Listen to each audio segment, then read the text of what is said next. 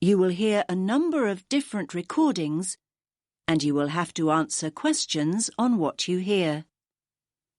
There will be time for you to read the instructions and questions, and you will have a chance to check your work. All the recordings will be played once only. The test is in 4 sections. Write all your answers in the listening question booklet. At the end of the test, you will be given 10 minutes to transfer your answers to an answer sheet. Now turn to section 1.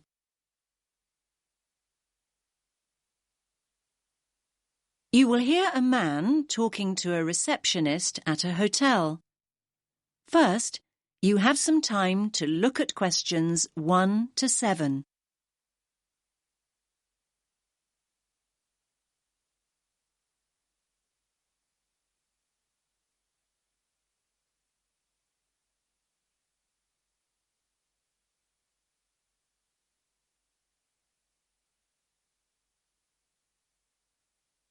Listen carefully to the first part of the conversation and answer questions 1 to 7. Good evening, sir. Do you have a reservation? Yes. Let me just check I've got everything. Sorry. Yes, a reservation. It's in the name of Hartley, Martin Hartley. Let me see. Oh, yes. Here it is. That's for 3 nights. Yes, that's right. Do you need my passport?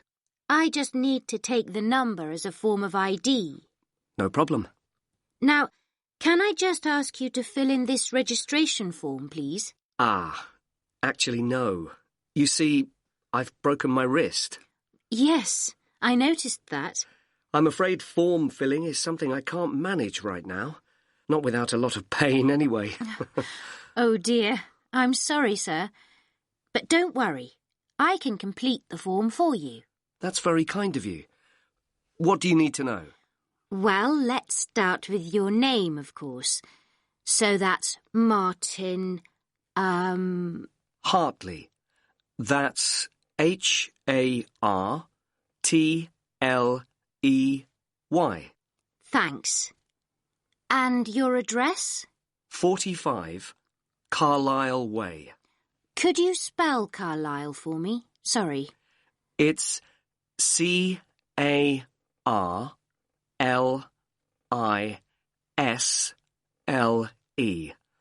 You don't pronounce the S. Carlisle Way. And that's in Lewes. Lewes. And is there a state? I don't think you have states in the UK. No, we have counties. It's East Sussex. Sussex is with double S. The postcode is LW4 6AU. Do you want my phone number? Actually, no. We contact people by email now. Ah, yes. And send me lots of advertising too, I suppose.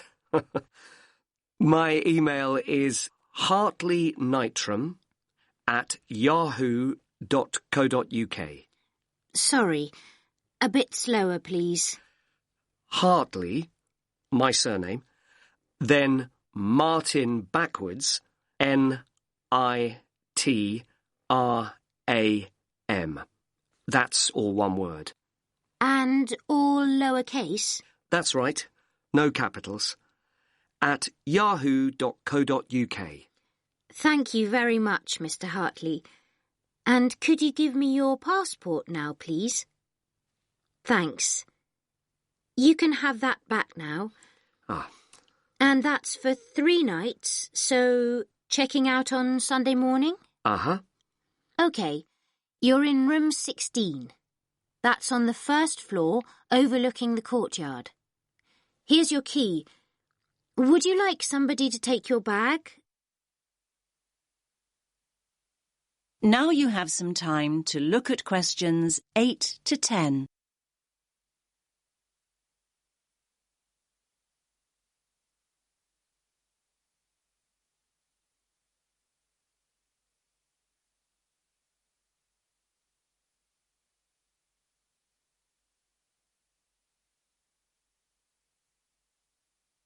Now listen to the next part of the conversation and answer questions 8 to 10. Do you have a map I can take? Yes, of course. We've usually got lots of them here. Somewhere. Ah, yes. Here we are. Thanks. Could you show me where we are exactly? Let me have a look.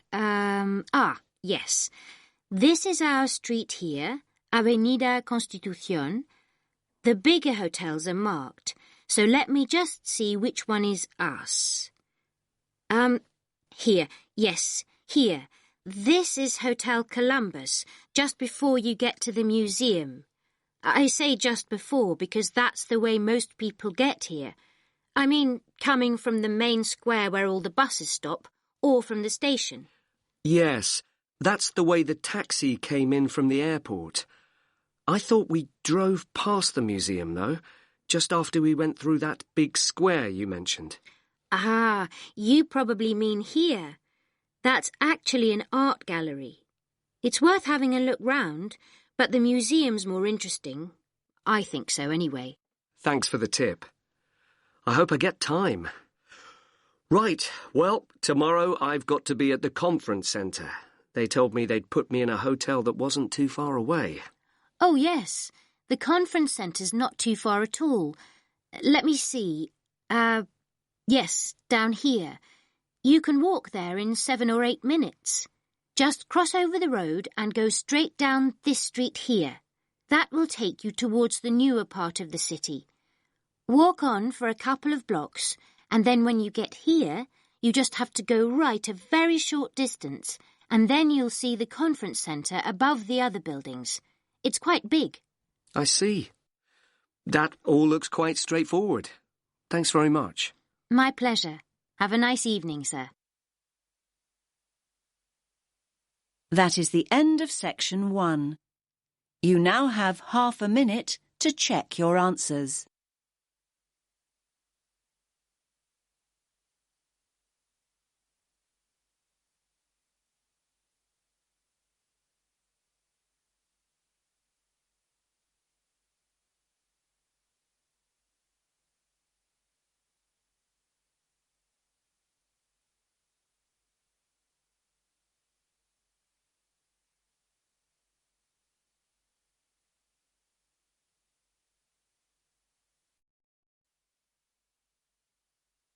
You will hear a man talking about areas for growing vegetables in towns called allotments. First, you have some time to look at questions 11 to 14.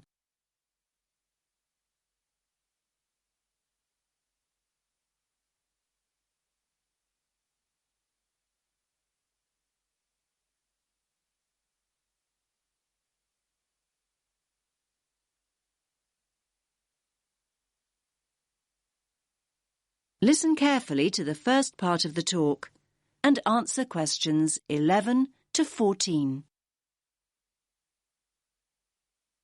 Good evening, everyone. I'm delighted to see so many of you. I was going to start by saying that more and more people are seeing the value of growing their own fruit and vegetables, but now I don't need to. First of all, let me say that whether you have a garden or not, there are all sorts of benefits to having a plot of land you can call your own, and it will give you a great sense of satisfaction. OK, let's assume you have a garden. Chances are it's small. Most gardens in cities are hardly big enough for a few pots of herbs and a couple of rows of beans. Now that's where allotments come in. A typical plot is around 250 square metres, big enough to feed the family for a year. Big enough, too, to grow a whole range of vegetables, fruit as well perhaps, not just cabbages and potatoes. Moving on to the social aspects of an allotment. How many people can say their garden is a meeting place? You might chat with your next-door neighbour every now and again, But allotments are notorious communal hives. There are usually between 10 and 30 plots on any allotment site, and they bring together people from all sorts of social backgrounds. Where else do you find a lawyer deep in conversation with a lorry driver? There's often a great sense of camaraderie, with initiatives to involve the wider community, including the less able, the retired, and the unemployed. In urban areas nowadays, people may have a tiny yard or a balcony, but it's not a garden. An allotment is a huge recreational asset for anyone in that situation. First of all, there's the exercise. Renting an allotment costs around £30 a month. That's generally a lot cheaper than joining a gym. Then there's the involvement with nature. Watching seeds grow into mature plants gives so much pleasure and such a sense of achievement. Spending time outside in the fresh air boosts our mental as well as physical well-being. And one more thing. Don't forget allotments are also an enormous benefit to the environment. They provide invaluable green space in our ever more clogged-up towns and cities, making them more sustainable and appealing to live in. These spaces provide a habitat for wild plants, birds, insects, and occasionally bigger animals. What's more, locally grown food doesn't have to be transported long distances, and that helps to reduce road traffic and hence pollution. Now you have some time to look at questions 15 to 17.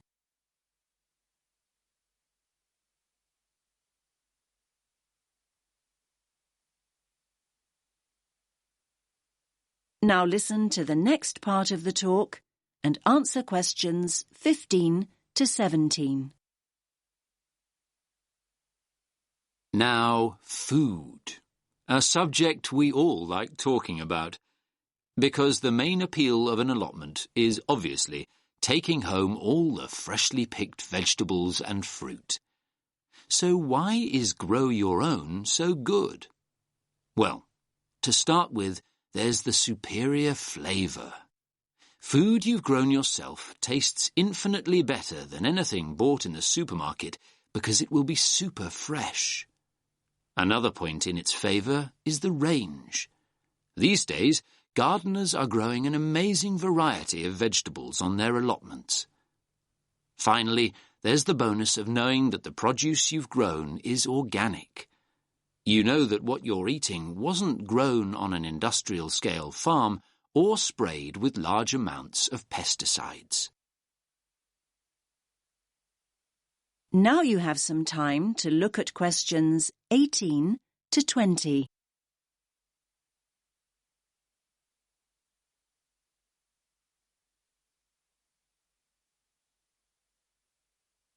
Now listen to the next part of the talk and answer questions 18 to 20.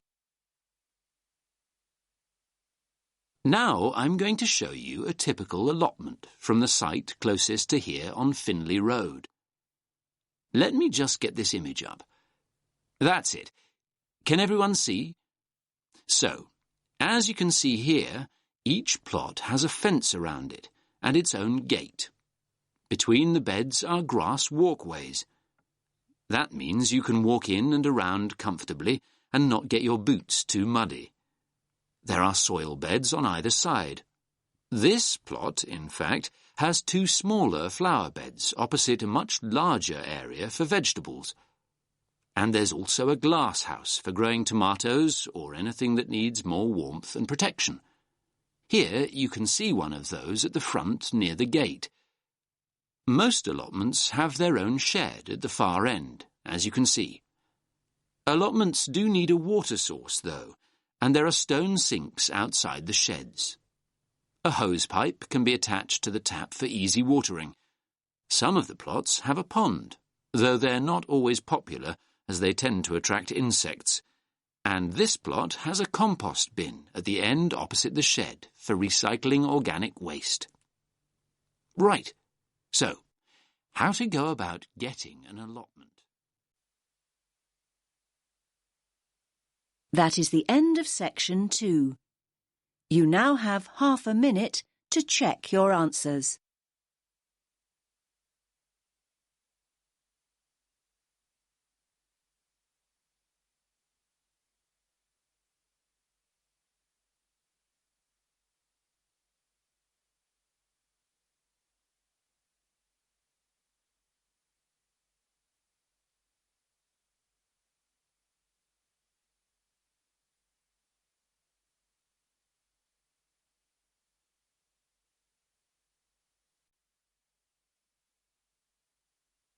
You will hear 2 students and a tutor discussing their plans for next year.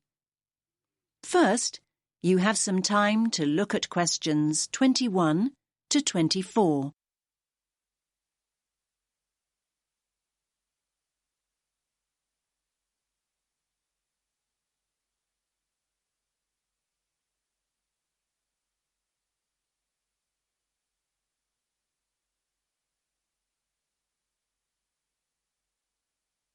Listen carefully to the first part of the conversation and answer questions 21 to 24. Hi, Mark. How's it going? Oh, hi, Lily. I'm okay. Have you decided what course you're going to apply for, then? Yes, illustration. I've already applied to one college, actually. I didn't even know there were places that did just illustration. There aren't many. Most combine it with other areas like painting and graphic art. Unfortunately, there are no courses in London, so I've opted for Birmingham. Birmingham? I'm not sure I'd want to study there. Well, from what I've heard, you're thinking of not studying anywhere, Mark. Look, I haven't made any decisions yet, but I'm wondering what the point of carrying on at art school really is. I mean, why not just get a studio and paint? Aren't you enjoying art school now, then? Yes, I am, but this is a foundation course, isn't it? I wanted to try out all the different areas. You know, sculpture, computer graphics, a bit of everything. Now I know that I really just want to paint, though. I may as well get a studio and do it. There's nothing more for you to learn, then. I didn't say that. This isn't all about a fear of being rejected, is it? I mean, I know you hate applications and interviews and so on. You're not looking for a way out of all that, are you? No, of course not. I'm no more scared of rejection than anyone else. I mean, people not buying your work, that's real rejection, isn't it? Now you have some time to look at questions 25 to 30.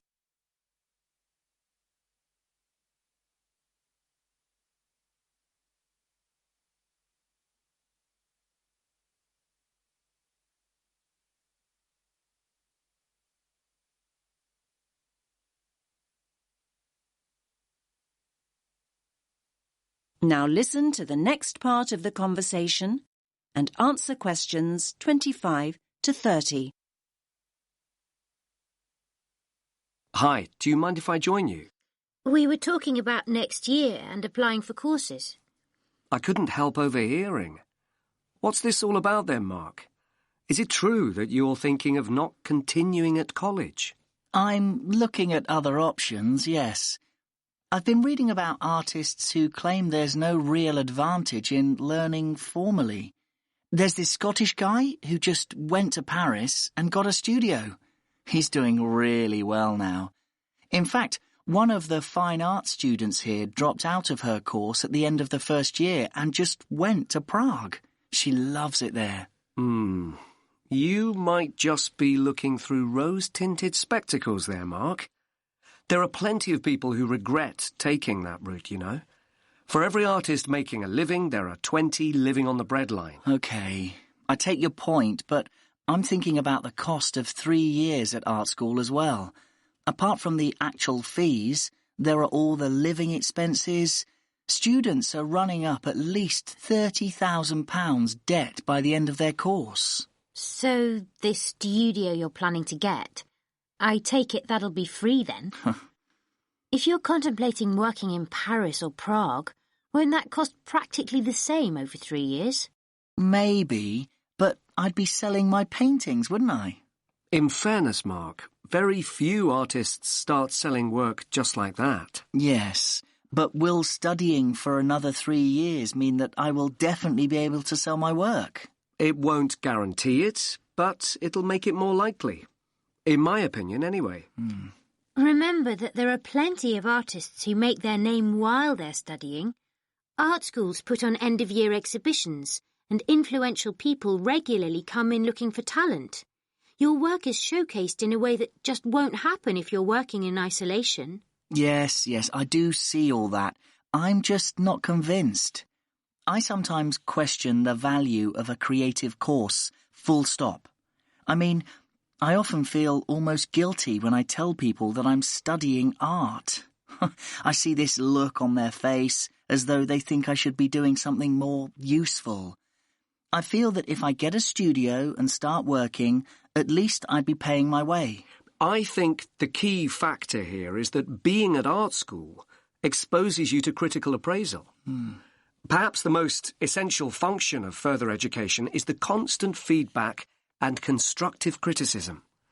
It's essential to personal development, no matter what the field is. Yes, we all know artists who paint as a hobby, people who've been doing it for years. They think they're experts and wonder why other people haven't recognised their talents. If only they'd become part of a creative community, they'd understand why that hasn't happened. Yes, I think Lily's right. It's important to keep developing and responding to feedback. Anyway, don't go making any rash decisions. Come and see me. That is the end of section 3. You now have half a minute to check your answers.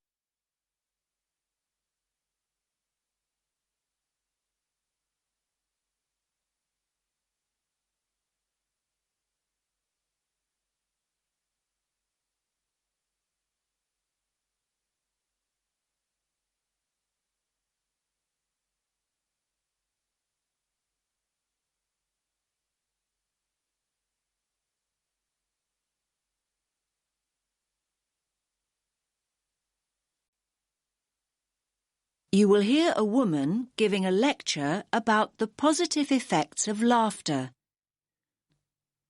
First, you have some time to look at questions 31 to 40.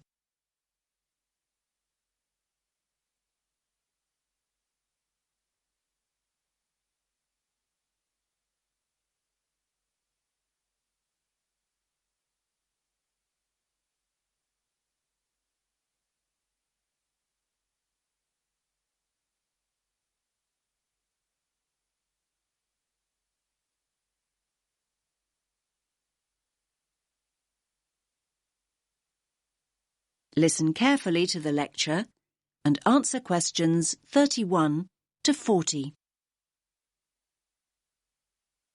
Good morning, everyone.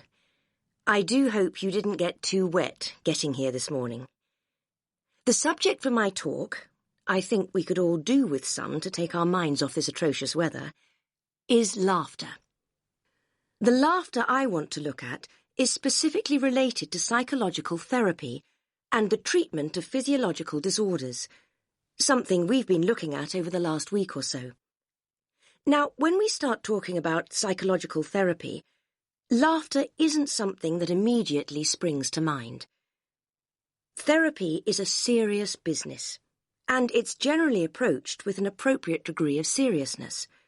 After all, people seek treatment and enter therapy for serious reasons. They're often at critical junctures in their lives, and they need professional help.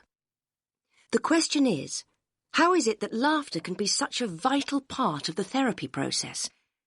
It's normally identified with humour, and thus generally deemed appropriate only in lighter, more frivolous circumstances, when it's acceptable to find a situation funny. Perhaps this is why so many people in the medical world feel that laughter's frequently misunderstood and undervalued as a cathartic, healing process. Now, humour certainly is one trigger for laughter, but it isn't the only trigger. If we take as a starting point the fact that laughter is a physical process that releases emotional pain, it follows that stress, anxiety and tension may prompt the same response. Psychologists frequently point out that humans don't laugh because they're happy. They're happy because they laugh. Once we accept that laughter and pain are related, we are less likely to be shocked when people laugh in all sorts of painful, even tragic situations.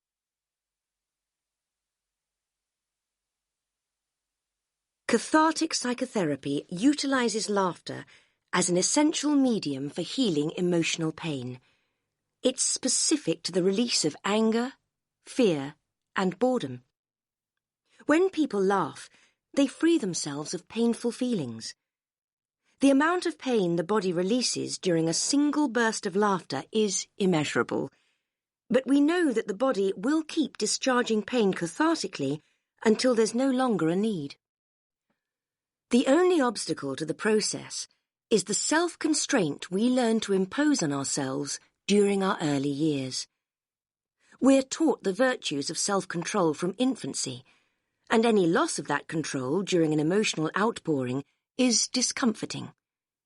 We fail to realize that when we lose control, we actually gain in many other ways.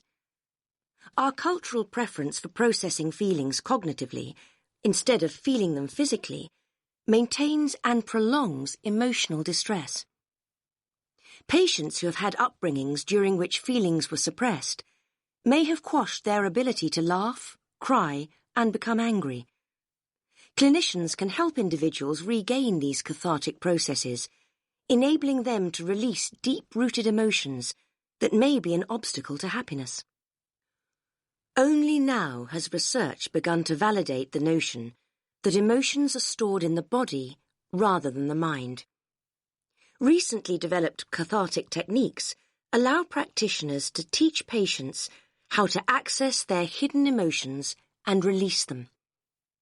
The more catharsis the patient experiences, the more rapidly he or she progresses through the healing process. Laughter is probably the least threatening cathartic process, at least to the person expressing the laughter, and so it has an essential role. It's often a stepping stone to other forms of emotional release, like crying or showing rage.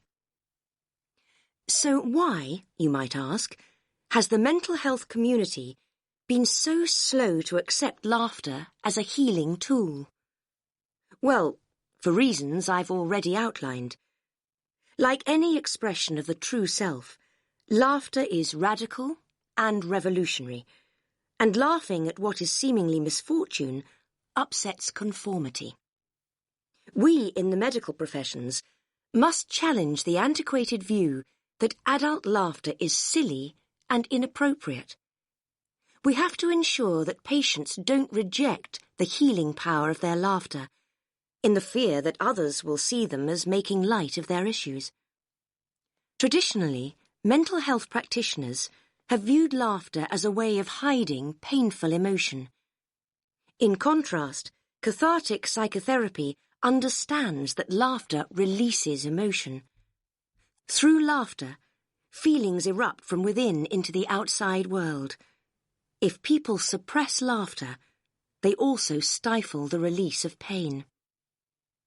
The catharsis of laughter doesn't change people's circumstances, but it does change the way people relate to those circumstances. It enables them to take a different view, a view from which terrible misfortune can seem so much more bearable. This allows people to remember, to feel, and to explore without fearing that they'll be trapped by what they can't control. Life's most tragic events often have an essence of absurdity, and this can be the trigger point for laughter. Some people deal with emotional pain instinctively and come along to therapy already laughing and crying. There are many others, however, that need assistance. That is the end of section 4. You now have half a minute to check your answers.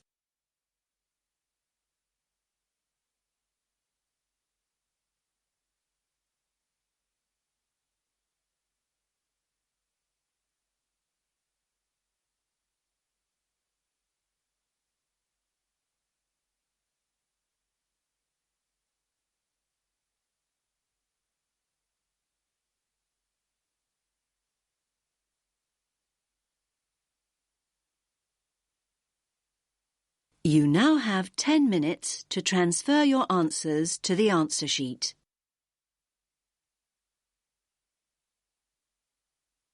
That is the end of Test 1.